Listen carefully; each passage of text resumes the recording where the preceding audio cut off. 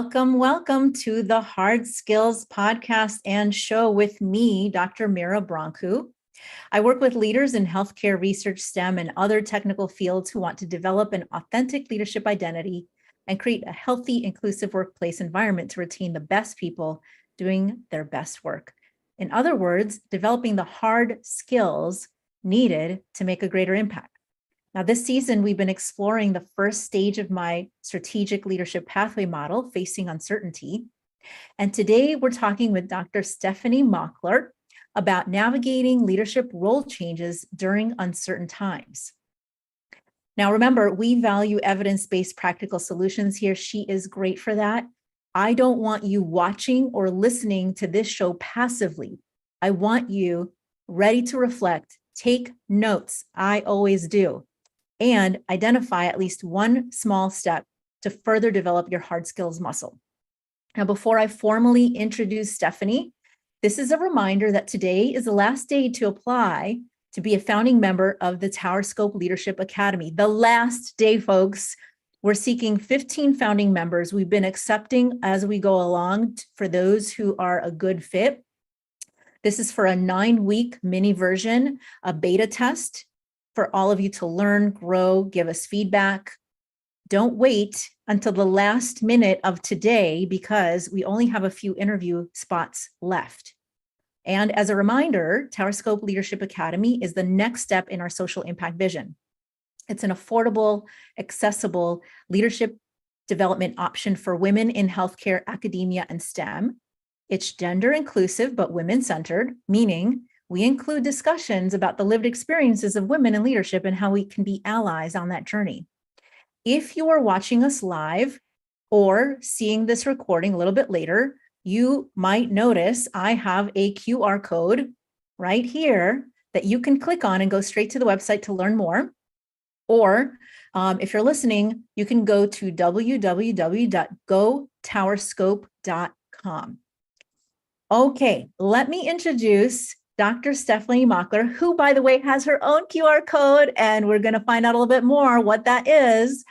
She is an organizational development psychologist and the president and co-founder of the Violet Group and the Violet Collective. The Violet Group is a leadership consulting firm that helps companies accelerate growth for their people through leadership development programs, curated and customized training, 360-degree assessments, and executive coaching. The Violet Collective is a growing community of ambitious, career-oriented women looking to elevate their impact, expand their skills, and thrive in their work and personal lives. It's currently in development, folks. It will open its doors in early 2024. So please make sure you follow them to see when this opens. Stefanie takes an evidence-based scientific approach to leadership consulting and coaching and team development. And she's developed this deep expertise in helping technical leaders build strong people leadership capabilities. Much of her life's work and passion has focused on helping women and underrepresented groups own their voice, navigate career transitions, and elevate into leadership and decision-making roles. So you can already tell why she and I connect, right? What she and I have in common. I met Stefanie through the American Psychological Association Society of Consulting Psychologists, and we quickly identified an affinity to two things: helping psychologists understand how to build a business through branding and marketing, and helping women in leadership navigate career decisions, roles, and organizational barriers.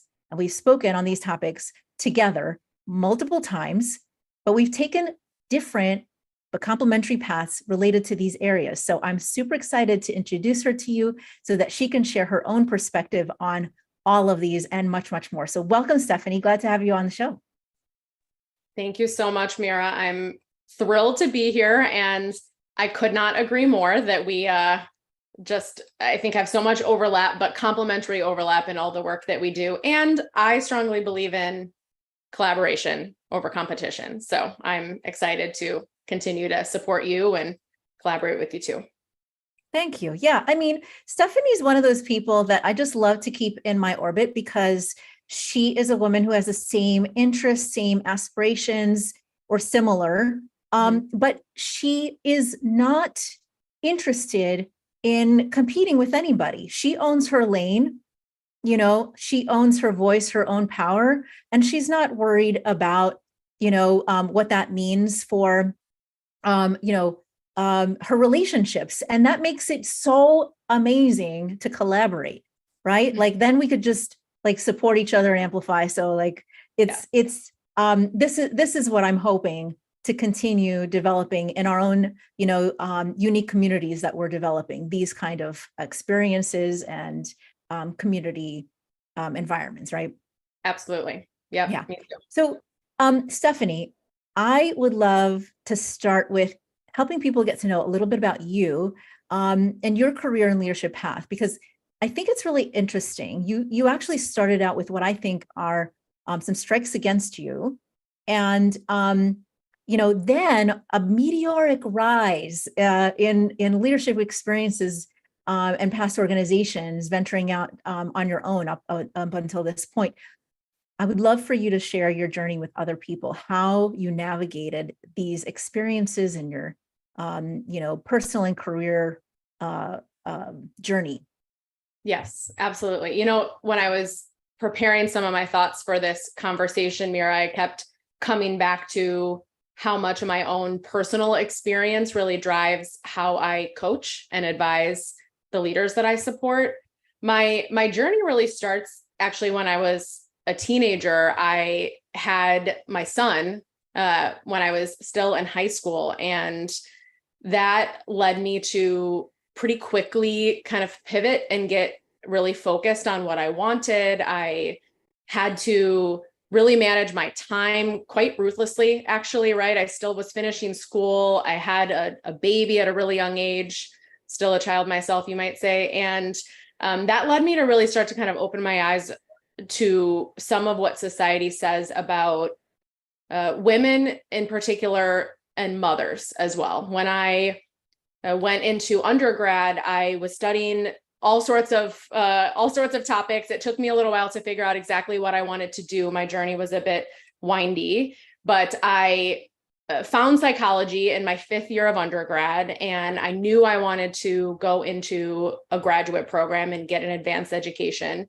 And I kept getting messages from people pretty directly that I might not be able to do it because I had these family responsibilities and I had a son at home. And I got questions like, well, are you sure you want to go to a rigorous program in Chicago when you live in Northwest Indiana and you have a son here? Who's going to take care of your son? And I have a partner. We've been together for 22 years. He was right there alongside me, taking care of my son too. But he never got those sorts of questions when he was trying to figure out what he wanted. Interesting. Yeah.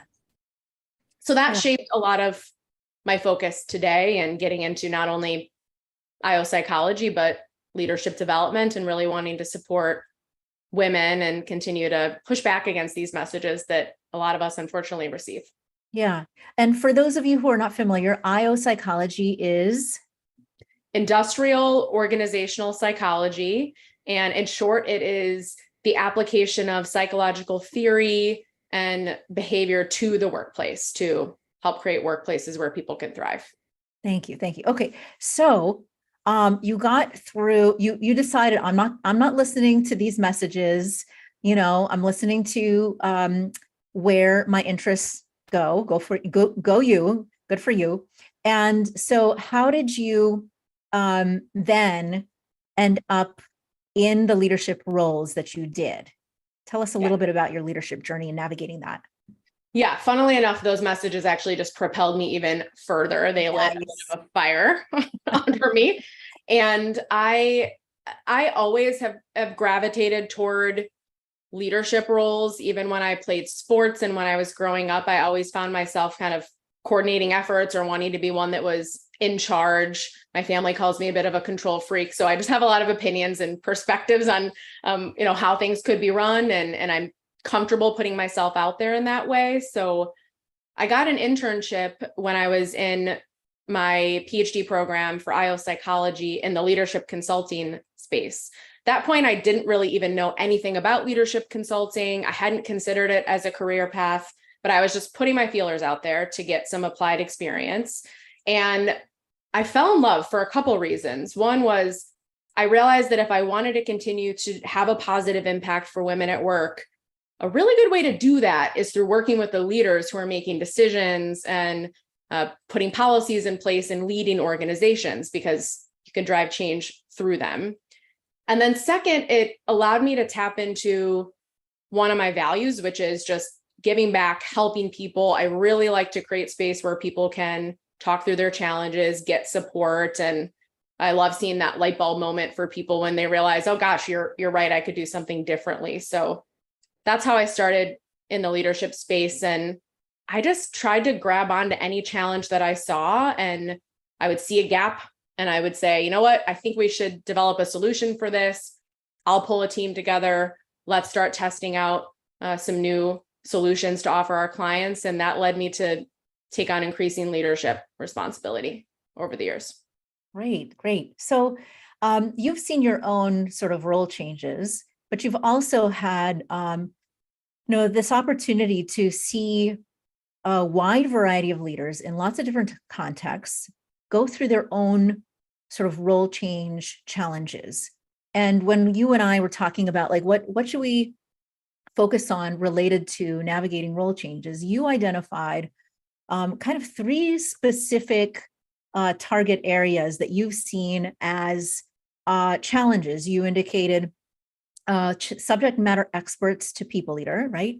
You indicated managing a small team to leading other managers. And then you also said specialized technical lead to generalist. Mm-hmm. Why are these sort of challenges? What makes them challenging?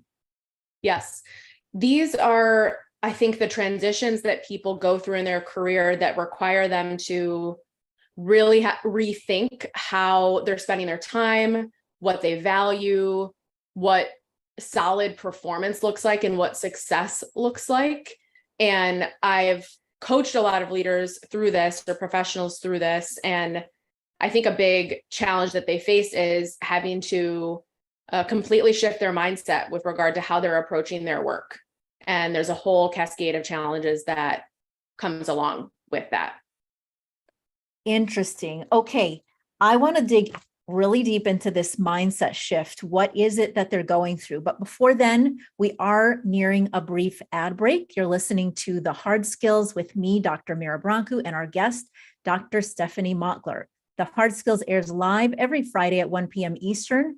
If you'd like to join us online right now and ask questions that we can answer in real time, you can find us on LinkedIn or YouTube at talkradio.nyc. And we'll be back with our guest in just a moment.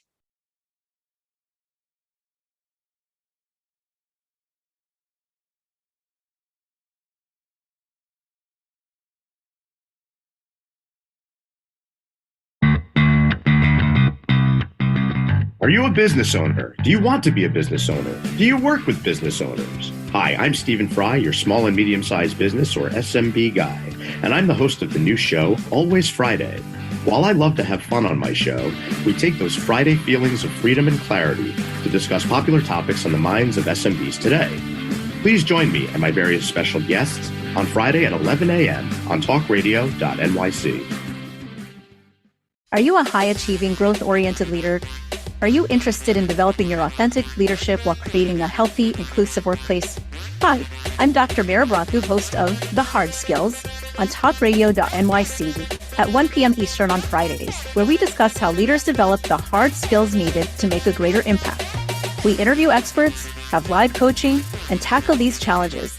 Listen to The Hard Skills on Fridays at 1 p.m. Eastern on talkradio.nyc. What really drives success in business? Introducing Intangify, the show that explores the intangible assets that create value and growth. I'm Matthew Asbell, your host and an attorney focused on innovation. Join me Fridays at noon Eastern to discover how innovation, culture, and other intangibles shape thriving companies from startups to established businesses. We'll share strategies to unleash your business's true potential. Tune in live on talkradio.nyc Fridays at noon Eastern and Intangify your business today. You're listening to Talk Radio NYC. Uplift, educate, empower.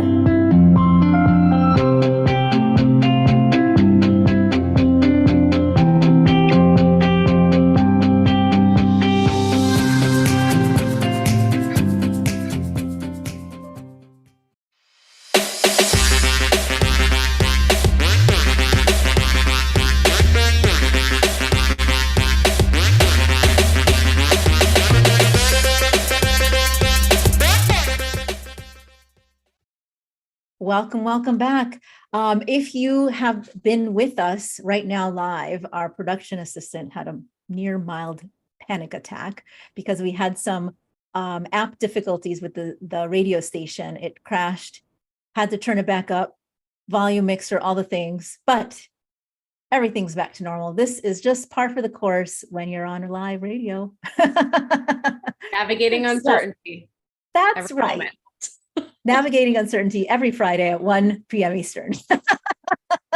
Live lessons with in the moment lessons. Yeah. Okay, where we left off is that there are certain stages of growth within leadership development, especially things like subject matter expert to people leader, managing a small team to leading other managers, and specialized technical lead to generalist, needing to drive results for an organization. And you indicated that one of the sort of challenges, the reason that these sort of spaces between certain levels of growth within leadership is associated with mindset shifts.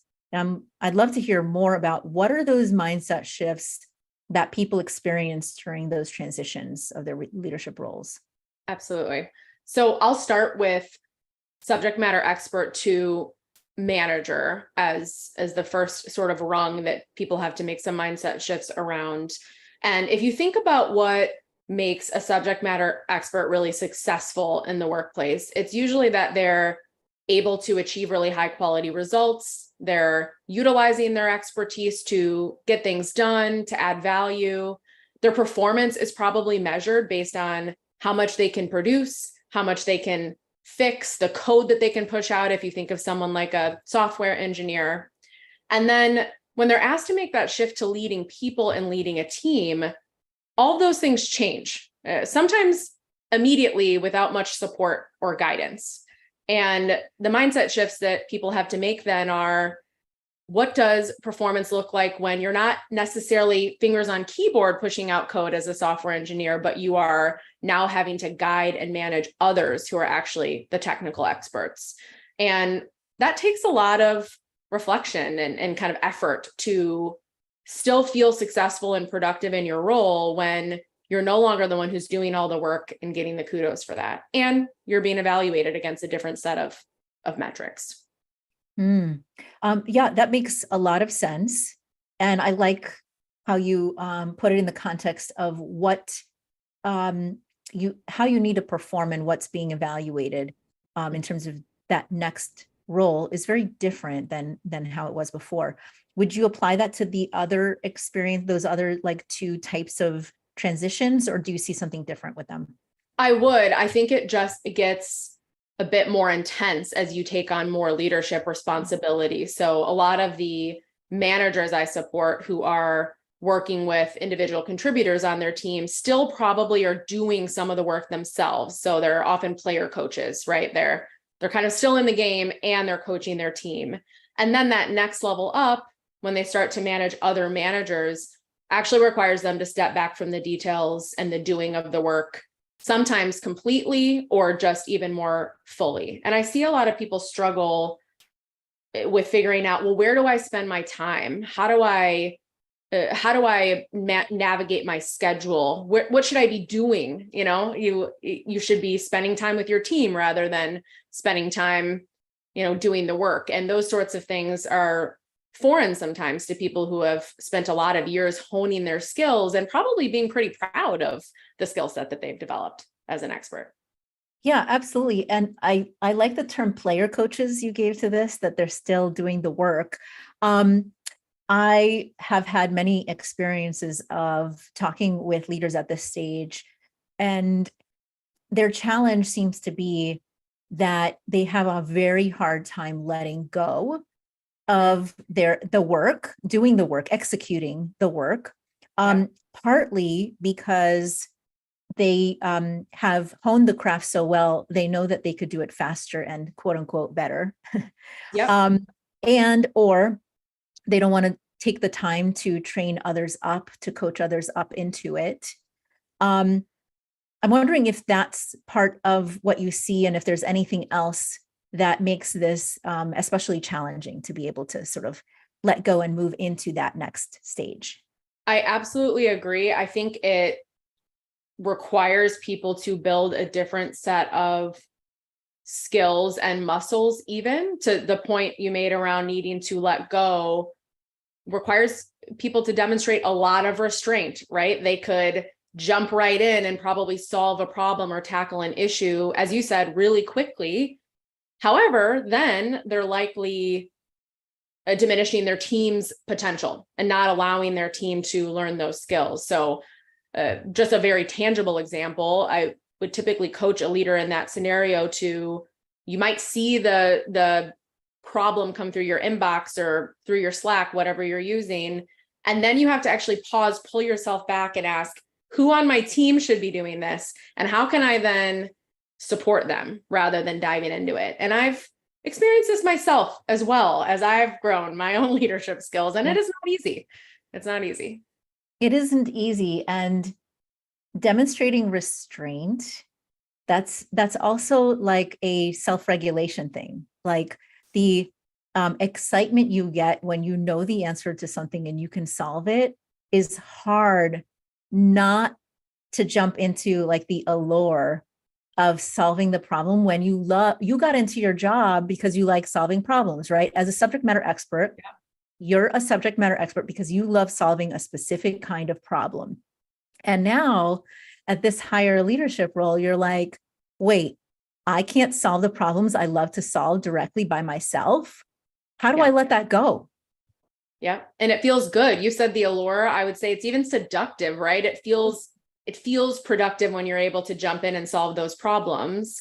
And you do have to learn how to build that restraint muscle so that you can actually acknowledge in the moment that you should not necessarily be jumping in on that. And I think that's one of the more difficult muscles to build for a lot of the leaders that I've worked with, because many have spent 10 years being measured against their ability to respond quickly, solve a problem quickly, jump in. And now you're telling them, actually, that no longer matters in this role. In fact, you actually have to learn to not do that anymore. And I sometimes get some looks like, well, okay, how do I do that? I'm so used to this. So there's something about getting out of your comfort zone and learning to reorient the things you pay attention to that's really important here too. Yeah, absolutely. So before I sort of dig any further into that, let's take like that next level up. What additional challenges do you see there? And are they the same? Are they different? What do you see? Some of them are similar, but heightened. And I think, but the thing that comes into play for leaders who are more at the executive level is that now they're having to manage relationships across the business, especially in larger companies. There's a lot of complexity that starts to come into their day-to-day. The problems that they're solving are bigger, often cross-functional, and the relationships and the network that they cultivate starts to become a whole lot more important than it was at some of those earlier stages of leadership. Relationships are always important, but the relationships themselves, I think, become bigger, broader, and sometimes harder to tackle. A lot of the leaders at that level are also then having to navigate an external set of relationships. They might be managing vendors, they might be engaging with other companies, and that's a new skill set that I'm often helping leaders develop at that level too. Yeah. So what is the mindset shift there? What are they trying to sort of let go of or adjust in how they think about things? I would put that again in the time management bucket or energy management bucket. I think that what's difficult about cultivating and nurturing relationships is it's very much a long-term play, right? You might not feel any immediate satisfaction from spending time building your network of peers day to day, but then 6 months, a year, a couple of years from now, it really does make a difference in your ability to get results, to have the right level of influence at those more senior leader levels. And the mindset shift there, I think, is getting people to get out of the day-to-day, more tactical, short-term mindset and really recognizing that where they're spending their time now is getting them somewhere down the line in the future that they might not even be able to see, or it's not quite as tangible. Yeah. As you're talking, I'm almost thinking like this sounds like at every level, you're practicing a greater delay of gratification. Like at the first level, right? Like you can have the cookie right away. At the second level, you have to wait 2 days for the same cookie, or you get like 3 cookies, but you got to wait 5 days, Yeah. And at the highest level, well, you can have a cake, but boy, it's going to take like 10 years to get there. That is an excellent metaphor that I'm going to borrow. And that is spot on, right? And that's where that restraint comes in as well, because you're constantly having to restrain yourself in kind of a bigger way as you take on more leadership. And it's funny, I'm making this sound like it's all negative and there's all challenges. There's a lot of positive too, right? Of course, you have a lot of responsibility and you're impacting people's lives, and you can really get really big, exciting, innovative results at those levels. But it is complex and it does require delayed gratification. That's for sure. Yeah. I was just going to ask, like, boy, none of this sounds really all that tempting. So what is compelling for a leader to want to lean into that next level up, knowing how much they're going to need to sort of hold off on the positive results of their efforts? I'm glad you asked that, because I think a key characteristic of being ready for the next level is asking yourself those questions and really understanding why you want it, because it does require a lot of effort and time and investment in professional development. One thing we talk about a lot in the organizational psychology research, if I can put my nerdy hat on for a moment, is realistic job previews. And that helps people essentially decide whether or not they want to come into a company, but it also helps leaders and professionals decide whether or not they want that next role. If someone sits down with them, that could be a coach, a manager, a mentor, and says, here's what it will actually take for you to succeed at this next level. You're succeeding as a director. You want to become a vice president. Here's exactly what you need to do. And that's laying out the good, bad, and the ugly so that they can prepare themselves accordingly and decide if they want it. I love that. I've never heard of that. Let's dig in a little bit more into these realistic job previews when we come back. But now we're reaching another ad break. If you're listening to The Hard Skills with me, Dr. Mira Brancu, and our guest, Dr. Stefanie Mockler. We air live every Friday at 1 p.m. Eastern. And if you're online right now and you have some questions, please do feel free to ask. We will respond in the moment, real time. And you can find us on LinkedIn or YouTube at talkradio.nyc. We'll be right back with our guest in just a moment. Are you passionate about the conversation around racism?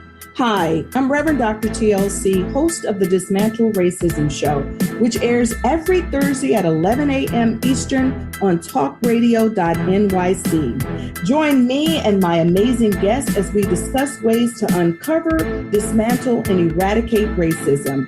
That's Thursdays at 11 o'clock a.m. on talkradio.nyc.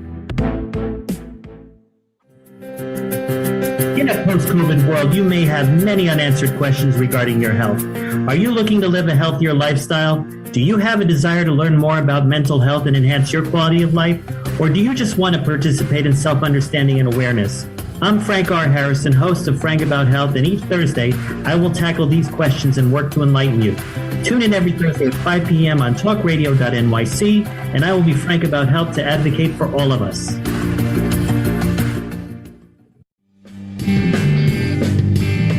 Hey everybody, it's Tommy D, the nonprofit sector connector, coming at you from my attic. Each week here on talkradio.nyc, I host the program Philanthropy in Focus. Nonprofits impact us each and every day, and it's my focus to help them amplify their message and tell their story. Listen each week at 10 a.m. Eastern Standard Time until 11 a.m. Eastern Standard Time, right here on talkradio.nyc. You're listening to Talk Radio NYC at www.talkradio.nyc. Now broadcasting 24 hours a day.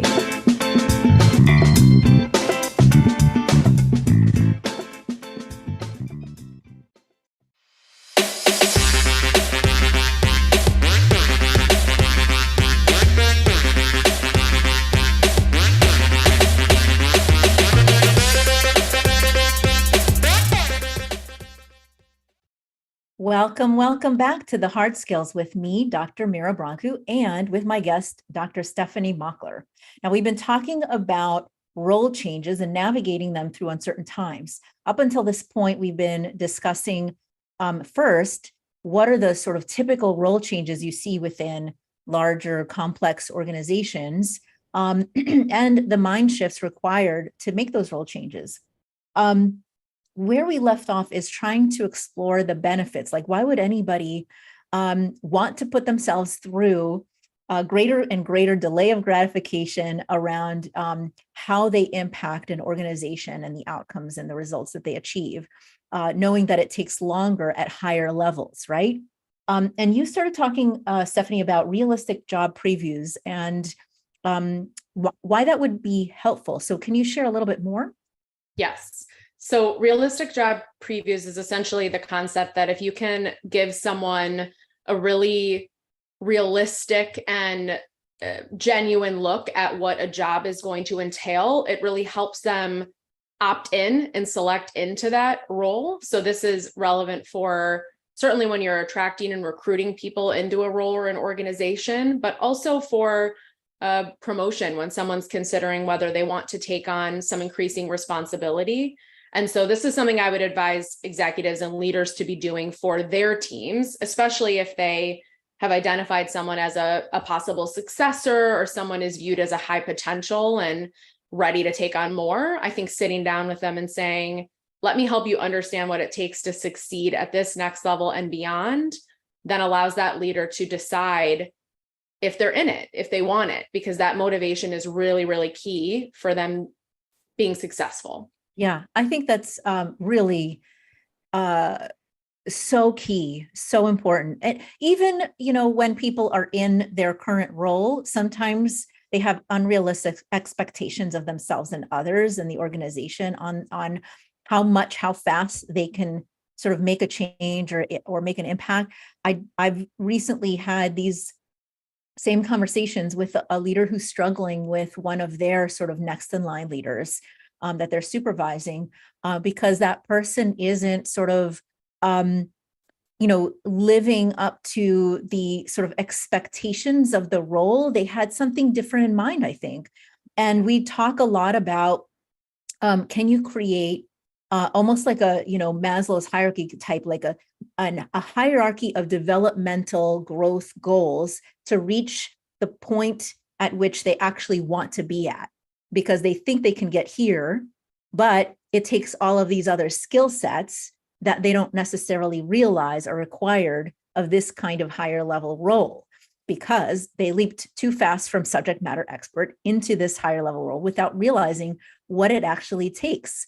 And I'm wondering, you're nodding, so I'm assuming that resonates, like you've seen these kind of deeply. Yes.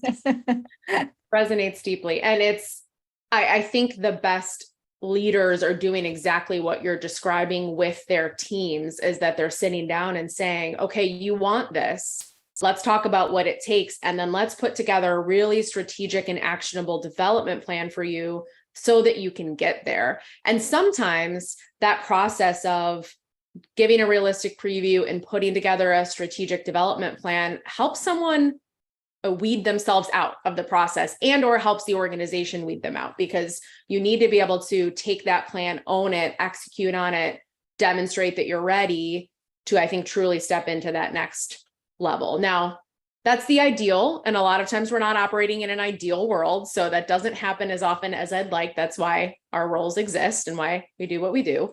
But I think that motivation is really, really key. I've coached a lot of leaders who found themselves in a team lead role, managing other managers. And they kind of stop and say, I don't quite know how I got here. I was just a really strong performer. I had these really strong technical skills. And so I kept being, given more and more. And now I'm looking around and actually asking myself, do I want this? And am I even good at this? And do I have what it takes? And I think I would like to encourage leaders to start having those conversations much, much sooner, so that we have fewer people in those positions, because it's difficult for them and their teams probably feel it too. Yeah, that's right. I mean, when you are simply, chasing after a role, for example, or just sort of accepting like, oh, I'm good at this, so now I'm in this position. Oh, I'm good at this, so now they put me in this position, without really like slowing down to reflect on, is this right for me?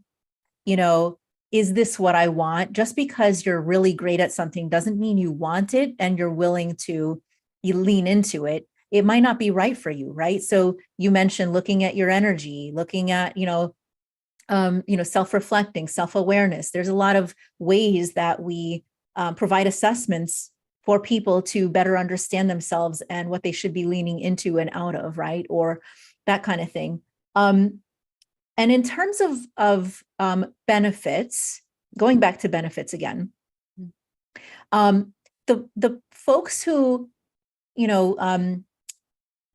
what kind of folks would want to lean into moving up into these different levels of leadership, and knowing that it requires a different set of skills. The hard skills, by the way, these are the hard skills. These are the skills that it requires, skills that you did not get in your first training, right? What kind of people lean into that?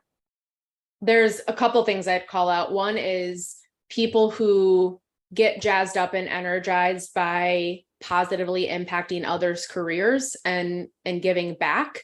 I think a lot of leaders get into those roles because they want to coach. They're energized by mentoring others. They really feel fulfilled when they see their positive impact on other people's career journeys. So that's something I think is a characteristic that can drive people to get into leadership, and you can realize those benefits. Another is being willing to run toward the fire, so to speak. I think leaders who are going in eyes wide open recognize that they're going to have to lean into complexity. They can't run away from it. There's going to be a lot of problems that they have to solve that they've probably never tackled before. And to some extent, I think they need to be energized by that too. They want to, they need to want to have those challenges in their life and be somewhat energized by addressing those challenges. The last one I would say is, I think a benefit that leaders can get is that they can have quite a lot of influence. They could be pretty visible. They're probably going to get access to, powerful people, right? Powerful projects, work that has a lot of meaning and impact. And I think the leaders that get into that are excited by that possibility and are willing to lean into that and put themselves out there in that way as well. Yeah. And I especially resonate with the reach and impact, and I think you do too, the potential for greater impact at a larger scale than what, you yourself by yourself can put, possibly, contribute. And, the ripple effect that it can create through you into others is very compelling these days for people who want to make a difference, So the one thing that I do want to go back to is the firefighting, this second benefit, right? And connecting it to like during uncertain times, what is what are the additional challenges, as well as where folks can fit in. And one of the things that you made me think about when, you said, well, for some people, it's leaning into firefighting, it's leaning into going towards the fire, right? What's interesting is I never leaned into firefighting necessarily, but I leaned into putting out the fire a lot. Like I really liked to calm the environment. That's always been my role, is turn chaos into simplicity and calm. And in times of uncertainty, that is sometimes exactly the kind of leader that we need. We don't need somebody spinning things even further out of control and adding even more changes to an ever-changing environment. Sometimes in some environments that are so disrupted, we need somebody who likes putting out the fires, not just chasing them or creating them, mm-hmm. Right? So I'm curious to hear more about, like, during times of uncertainty and volatility and change, mm-hmm. How does that affect these role changes? What are people thinking about? Like, how does that adjust, how you're thinking about supporting leaders as well. Yeah, it's an excellent point you're making, because I think it brings in the importance of context and the situation. And some leaders are the leaders you want to bring in when you have a turnaround situation and you need to drive change and you need to kind of shake things up and run toward the fire. And other leaders have a style that's more conducive to steadying the ship and leading, getting people aligned and in the right direction and putting out the fires, as you said. And I think that's another piece that leaders should be exploring both for themselves and their teams, which is, in what situation are you best equipped to lead? And in what situation do you think your natural skills really allow you to lead most effectively? And I think that's particularly relevant during uncertainty and when there's a lot of disruption. I have a client that I worked with in the past where I was coaching several of their leaders, and they were going through a huge transformation. They had something like 100 initiatives happening at once. They were hiring really rapidly and bringing a lot of people in, and people were just spinning, right? If you envision a top, they're just spinning. They don't know where to go. They don't know where to spend their time on. They're getting mixed messages. My initiative's important. No, their initiative's important, right? And the teams were just really not able to operate, and not only headed toward a state of burnout, but starting to look around and think about, what are my other opportunities? Because I can't last here. And I think the leaders that were able to really help that company and those teams navigate through that intense change and uncertainty were the ones who could steady the ship, who could say, we have 100 initiatives. These 5 are actually the ones that are most important for you to focus on for the next 6 months or a year. The rest, you don't need to pay attention to them. And then we'll reevaluate as we go. And I think that leadership style is really necessary and helpful in those sorts of situations. Yeah. And by the way, studying the ship does require that, high level strategic thinking. It's not about tactical thinking anymore. It's exactly what Stefanie said about, aligning people, supporting people, creating the kind of relationships that create stability instead of instability. So all of those skill sets are really ideal to bring in when there's a lot of volatility and change. So we're going to get back to this after our next ad break. You're listening to The Hard Skills with me, Dr. Mira Brancu, and our guest, Dr. Stefanie Mockler, and we'll be right back after this break. What really drives success in business? Introducing Intangify, the show that explores the intangible assets that create value and growth. I'm Matthew Asbell, your host and an attorney focused on innovation. Join me Fridays at noon Eastern to discover how innovation, culture, and other intangibles shape thriving companies from startups to established businesses. We'll share strategies to unleash your business's true potential. Tune in live on talkradio.nyc Fridays at noon Eastern and Intangify your business today.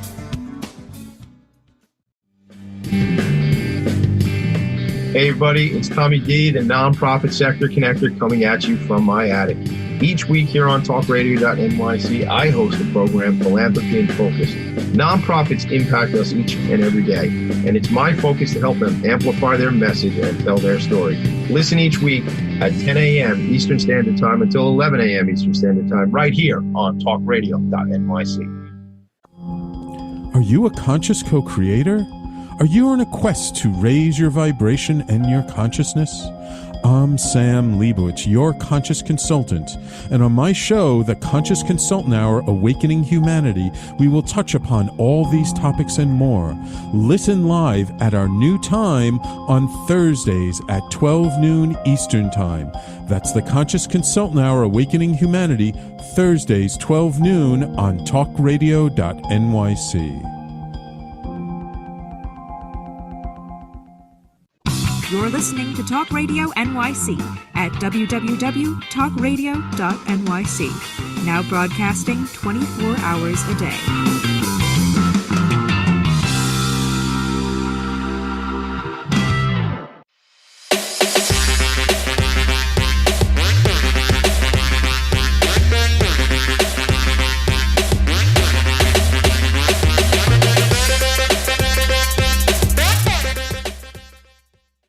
Welcome back to The Hard Skills with me, Dr. Mira Brancu, and with my guest today, Dr. Stefanie Mockler.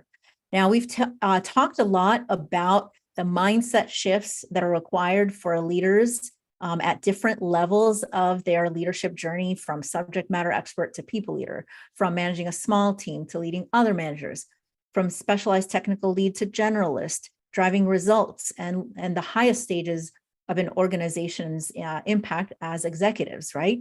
And we talked about the benefits and how to navigate through those uncertain times.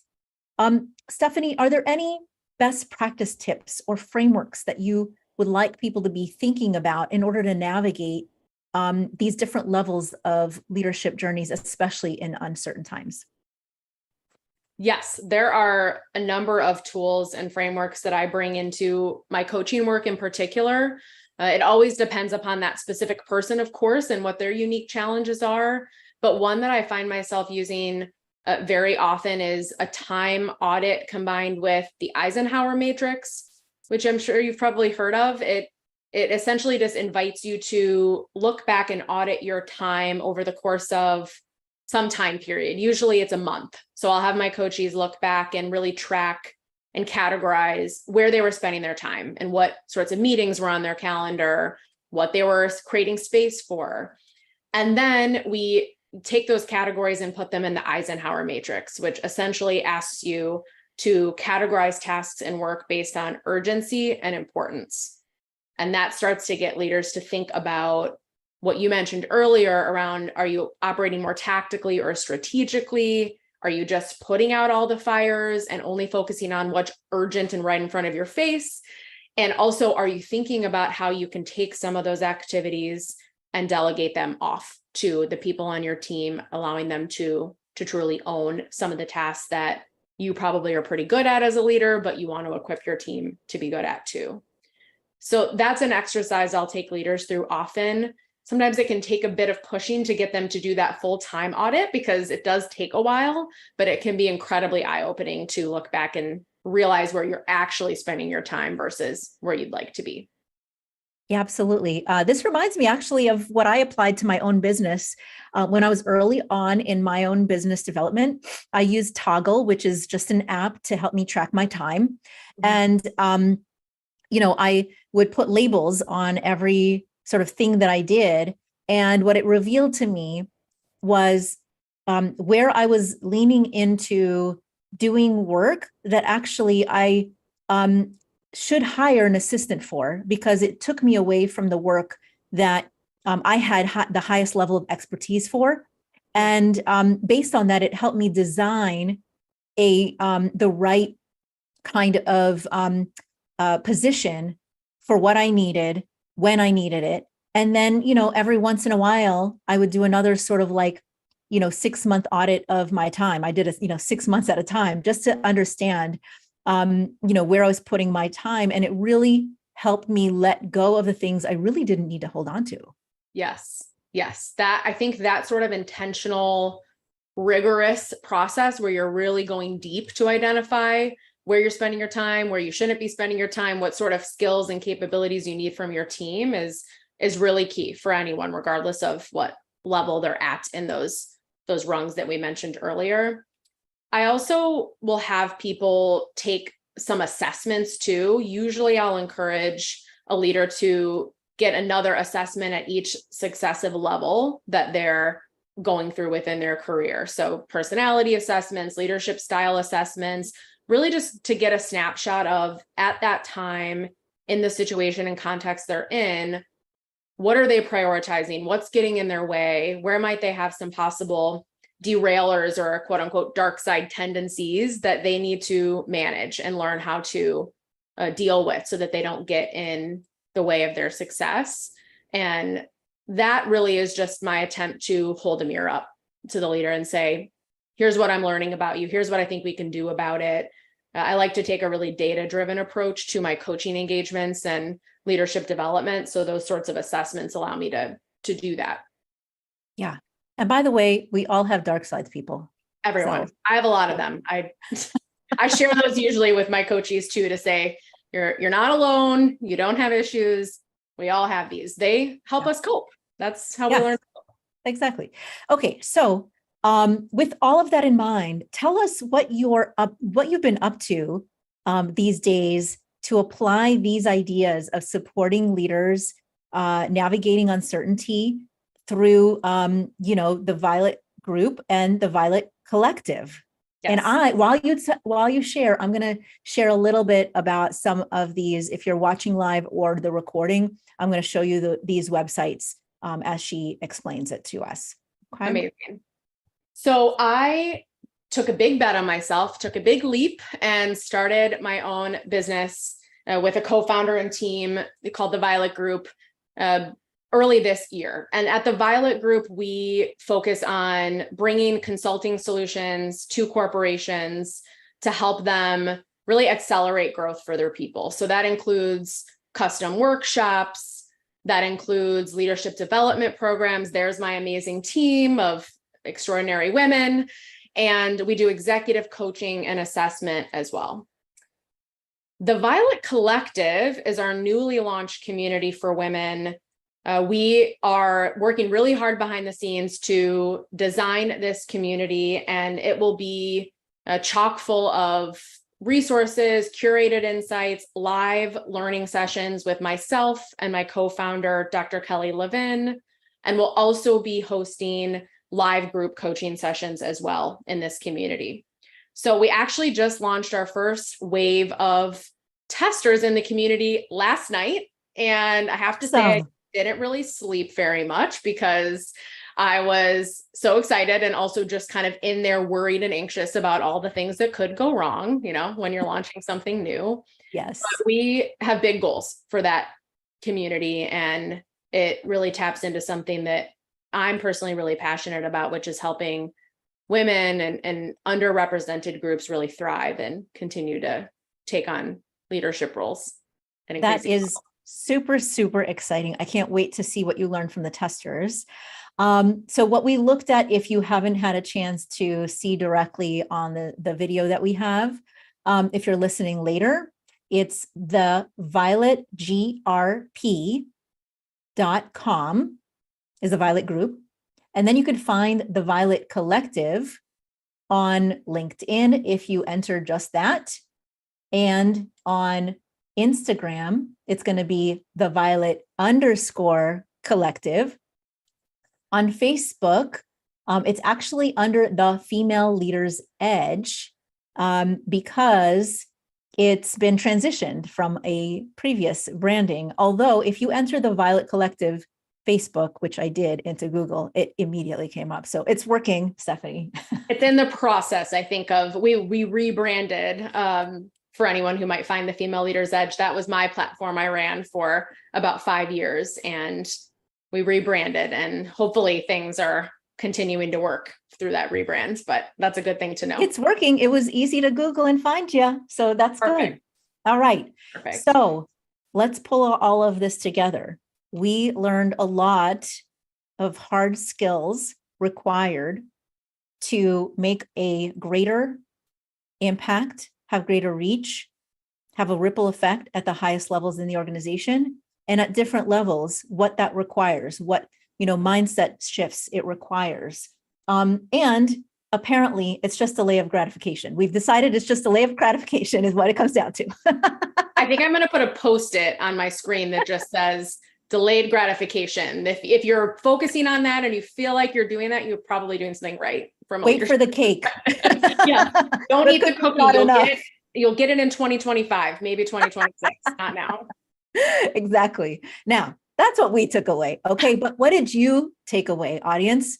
And more importantly, what is one small step that you can implement this week based on what you learned from Stefanie? Share it with us on LinkedIn and at Mira Brancu or at talkradio.nyc, and we will cheer you on. We are also on Facebook, you saw it, Instagram, Twitter, Twitch, all over the place, but LinkedIn is often where we live, as well as Instagram. We are also, The Hard Skills is also now officially on YouTunes and Spotify as an official podcast. So if you like this and other shows, please go subscribe to the podcast, leave a review, and share with others to help us increase our visibility, our reach, and our impact. We want the same sort of goals in mind. What we talk about in this episode is one of many aspects of developing nuanced hard skills needed to become an exceptional leader who can drive significant systemic change to make real impact. As a reminder, don't forget, apply to our Tower Scope Leadership Academy. We're looking for founding members. Today is the last day to apply. And go to the Violet Group and Violet Collective to find out more about when they're launching in 2024. Join us next Friday, September 29th, with Dr. Jeffrey A. Green, when we'll talk about the knowledge, skills, and dispositions the workforce needs to face an uncertain world. You will not want to miss this show. There is a big reveal about this special guest. Now, some special language. I'm a clinical psychologist. She's an organizational psychologist. We are coaches. We are not your clinical organizational psychologists or coaches. If you would like leadership and team development or any of our services, contact us. You could check us out. You found out where our websites are. Mine is gotowerscope.com. Submit a request to conduct a free initial assessment from either of us. And thank you to talkradio.nyc for hosting. I'm Dr. Mira Branco, your host for the hard skills. And thank you, Stefanie, for joining us today. Have a great rest of your day, wherever you're tuning in from.